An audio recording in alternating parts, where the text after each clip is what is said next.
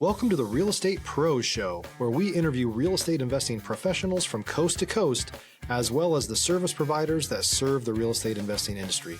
Our goal is simple: share what's working now to help you improve and scale your business to the next level and meet the pros that can help you get there.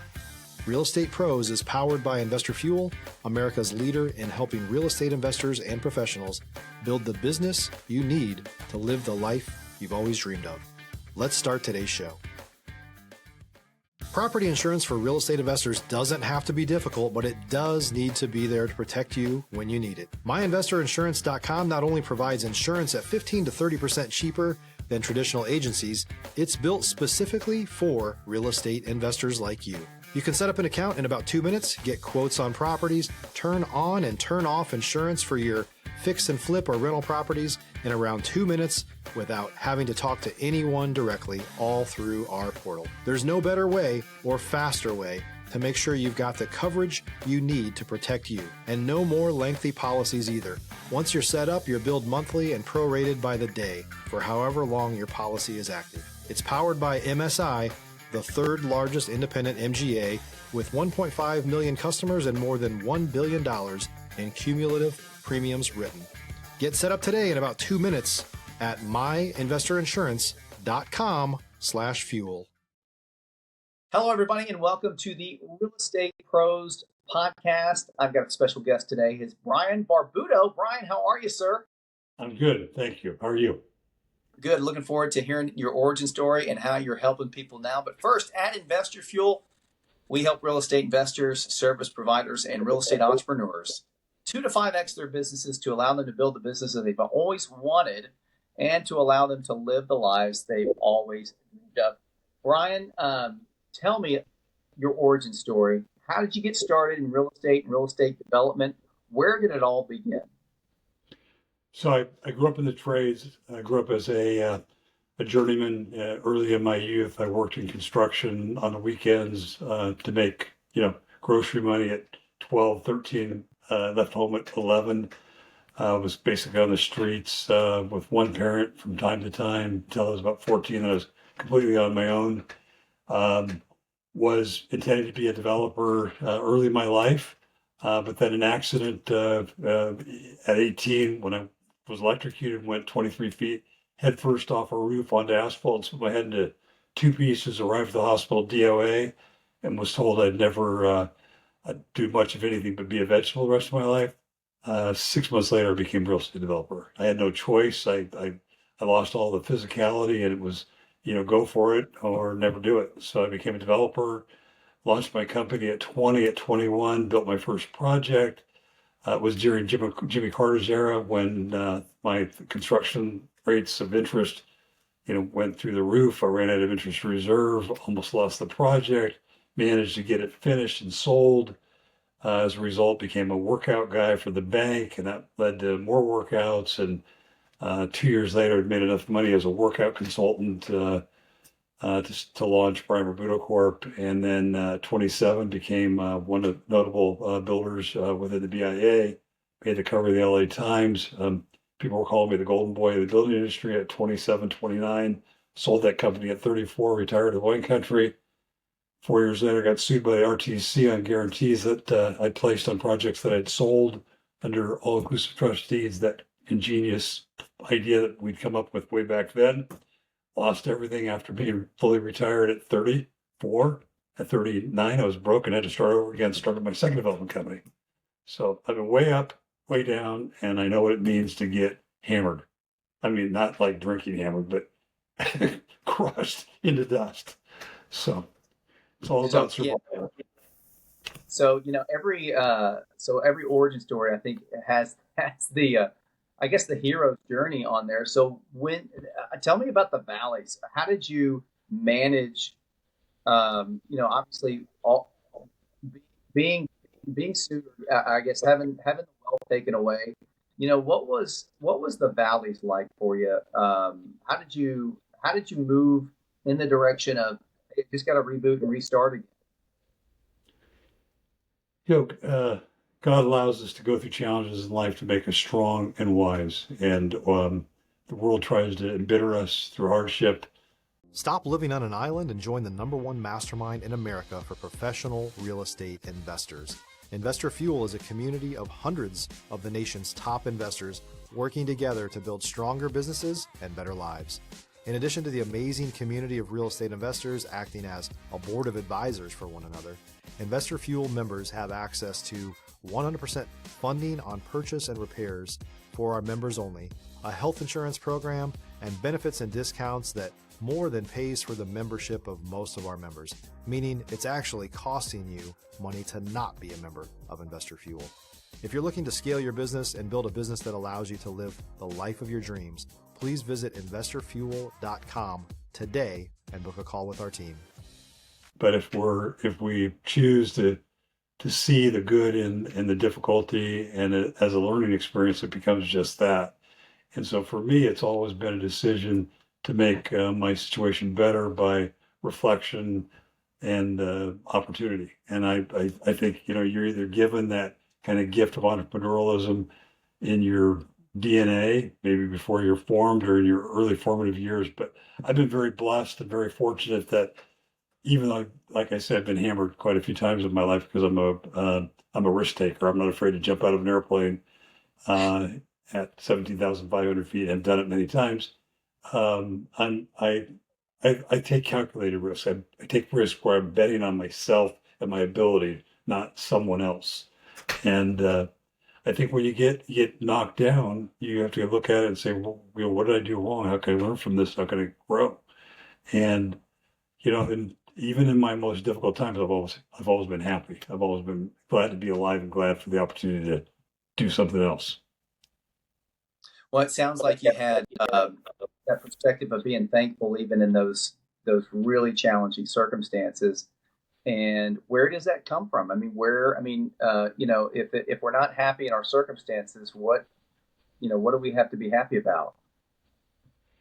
I don't know. It's like I said, maybe it's just something you're born with. I really, really don't know. I know that it can be cultivated, and you can decide at any point in your life, I'm going to press into this difficulty and I'm going to glean wisdom, knowledge, and I'm going to enjoy this hardship. And not that I'm enjoying the pain, but I'm going to enjoy what's coming out of it. Right. You got to squeeze a grape real hard, and if you're the grape, it must hurt like heck, but eventually become fine wine. And so that's kind of, different people are different. I had a sister that was 4 years older than me that, we had the same childhood experience. She decided to slit both her wrists at 16 years of age, or 15 actually. And, that's just a difference in attitude. I have always felt like, gosh, I don't care how bad it is. There's an opportunity here to make something of it. But in any event, in fairness to your audience and to you, I don't want to talk about me. I want to talk about, what I came to honor your show and to maybe hopefully give and share some wisdom with your listeners with regard to building a portfolio and being successful in life. And that's what I think is most important, is be able to look in the mirror in the morning and say, I like you and I feel good about you. I respect you. I trust you.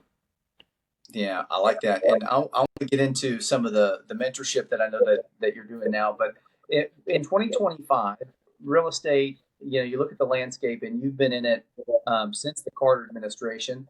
Where do you think the focus should be? Where do you see things? Where's some low hanging fruit for real estate investors? Is it, hey, just keep to the fundamentals, or is there something else on the cusp happening that we need to be aware of?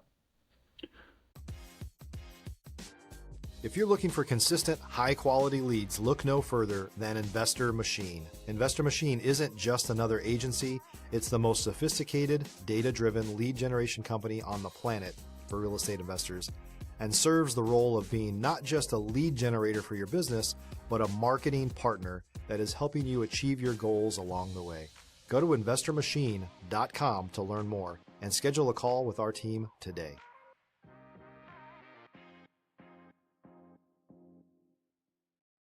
I think that's a great question. It's a pretty deep answer. One of the things I think is really important is balancing growth and lifestyle, the quality of your life, and continue to grow your net worth. So being mindful of not overspending, not overindulging, living conservatively enough that you're not diminishing your growth through your spending, but that the growth is a surplus of, your spending is a surplus of that growth. And I think, being cautious about where you hold your liquid assets, how you hold them, how you save them for investment into real estate, where to go.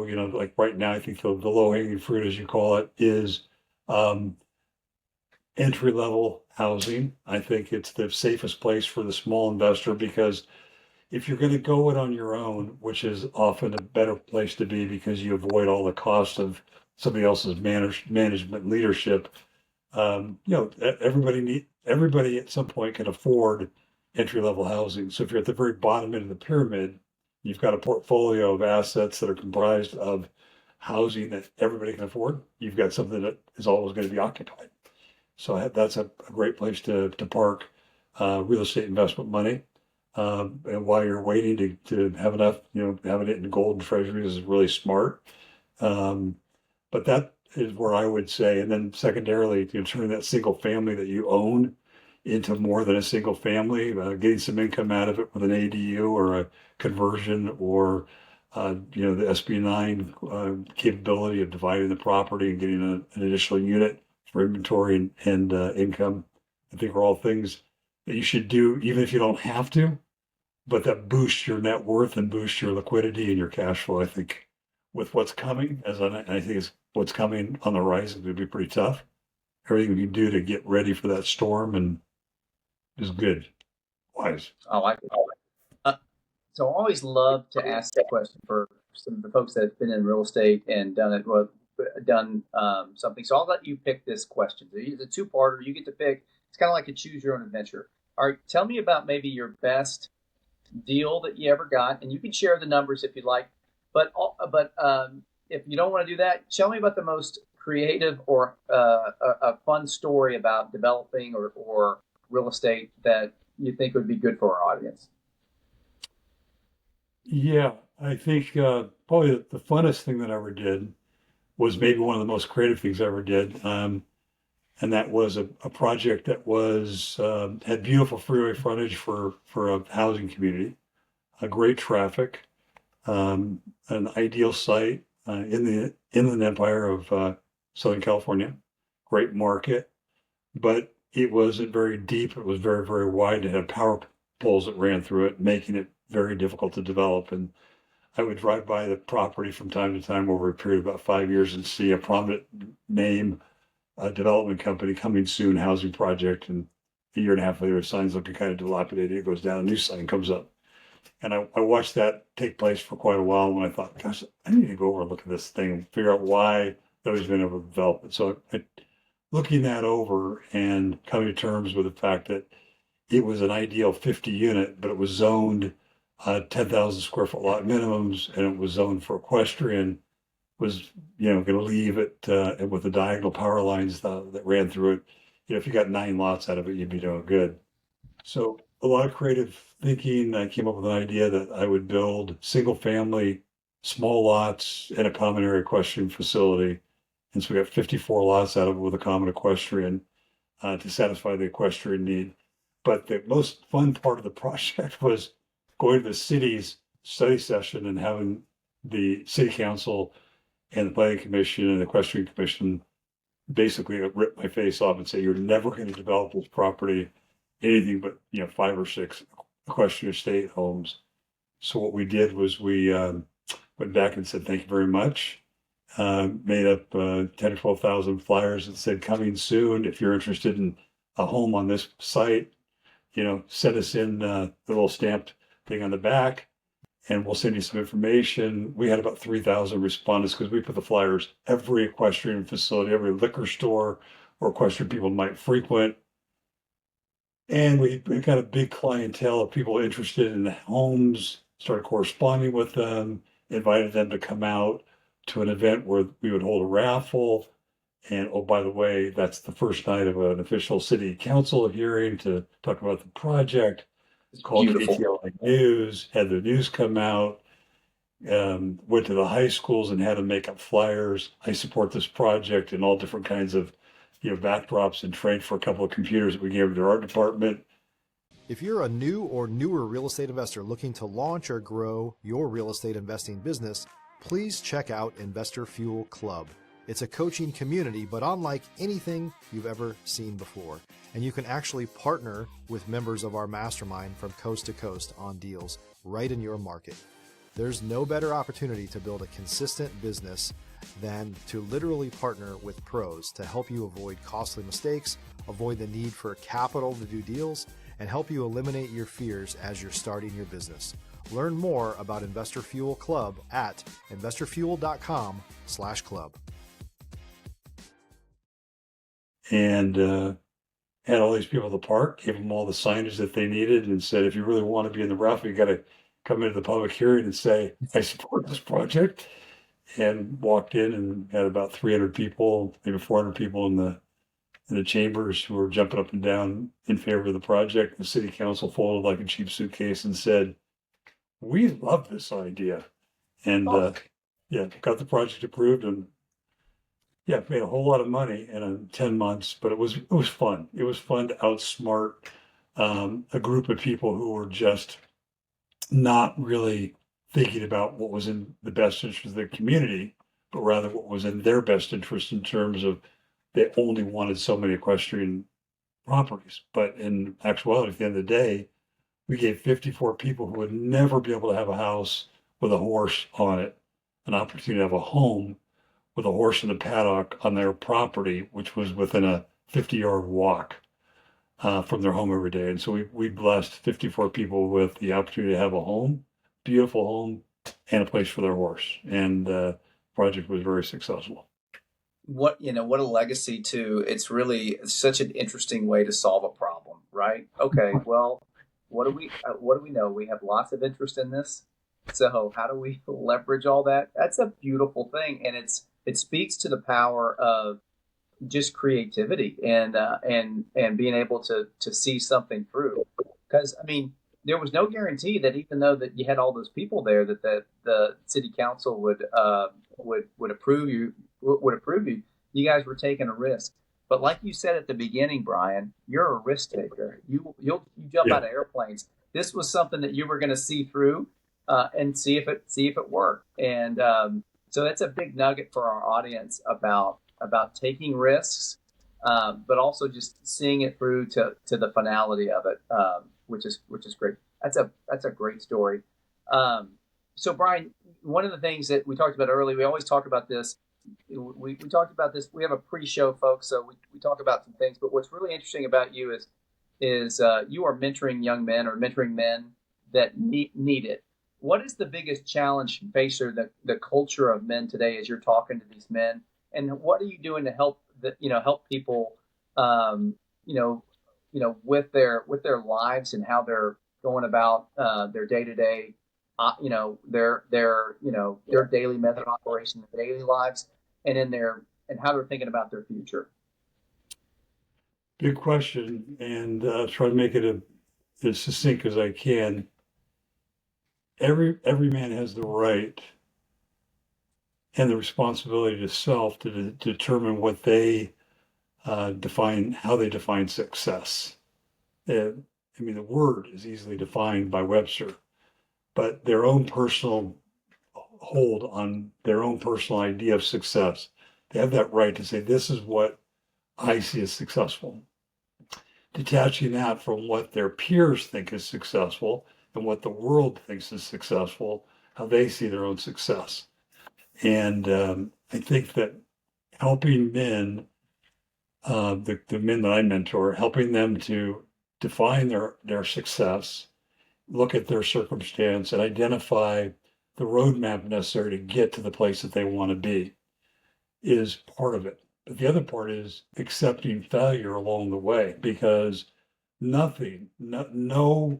one can be 100% successful all the time. No quarterback, every pass is not caught and is right on the dime. Nobody gets up to the plate to swing the bat and hits a home run every time. And you could say a strikeout is a failure, but it's not. It's the next step to the home run or the base hit at the appropriate time. It's honing in that skill.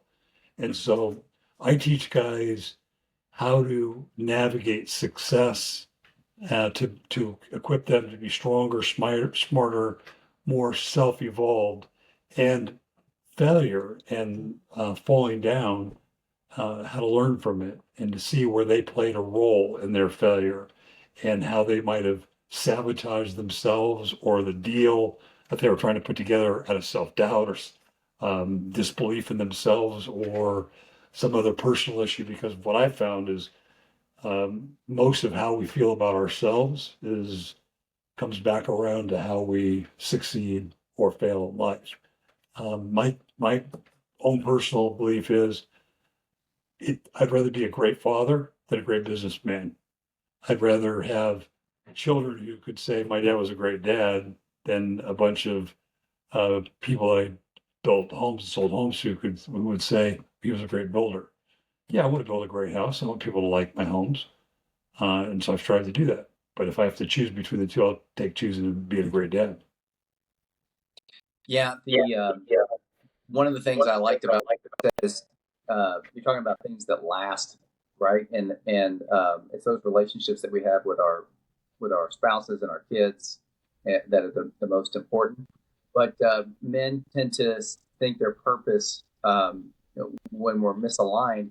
It seems like we work, we get our identity in what we do, and sometimes that we prioritize things in life upside down, and it seems like you're helping them kind of reorder the loves of their lives, right? Yeah. Because I love what I do, right?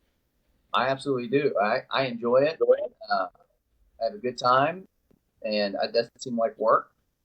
But if I neglect like the most important things in my life, then really, I've misappropriated the way that I need to reorder my life, if that makes sense. Absolutely. Yes, it's Yeah. the IQ, the EQ, and the LQ. I mean, the balancing that love quotient along with the EQ and the IQ, so that there's a balance in how we see the world and how the world sees us and what we leave behind. In my early career, if you got in my way, I ran you over. I was not very nice and probably had too much desire to prove that I had value by being successful. And I regret it, but was part of my process and part of my journey. Now I realize that I'd rather stop and help the guy out of my way, or find that he's in my way because I was going the wrong direction, and he was there to help me see that I need to change my direction, than to just run him over. But all these things take time to learn, and we all need mentors. We all need people who've been through the process. So I believe that part of growth is having a mentor and having mentees, people that you're mentoring. And you need one good mentor you can talk to from time to time. You can bounce your struggles on and say, how does this measure to you? You know me. What do you think? And I had a real good friend of mine once about something. I was leading a charge on a project, and he said, and I love this guy. He's one of my closest friends. He said, Brian, you were born to lead. That's the way God made you. You're a leader. He goes, but you got to be careful, because if you lead, you got to make sure you're not heading off a cliff. Wow, that is that's a great quote. Is if you're a leader, you have to have, and you're leading other people, you have to have their best interest in mind. So you mentioned that mentors need someone to be mentored by, and then mentees. Awesome. Well, Brian, thank you very much for being part of the Real Estate Pros podcast, folks. Find him on LinkedIn. We'll have him in the show notes, the information there, so you can reach out to him. And again, folks, like and subscribe, and we'll see you next time on the Real Estate Pros podcast. Thanks for joining us for today's Real Estate Pros Show. You can learn more about the amazing benefits of the Investor Fuel Mastermind community, including surrounding yourself with hundreds of other rock stars, 100% financing for your deals, and members-only discounts from vendors you're likely already using that, as a member of Investor Fuel, will save you more than the cost of your membership. Visit investorfuel.com to learn more. If you're interested in joining us as a guest of this show, please visit investorfuel.com/pros to apply. You can also check the show notes for access to free resources, how to get access to world-class lead generation, and much more. Don't forget to subscribe so you never miss another episode. Have a great day. We'll see you on the next show.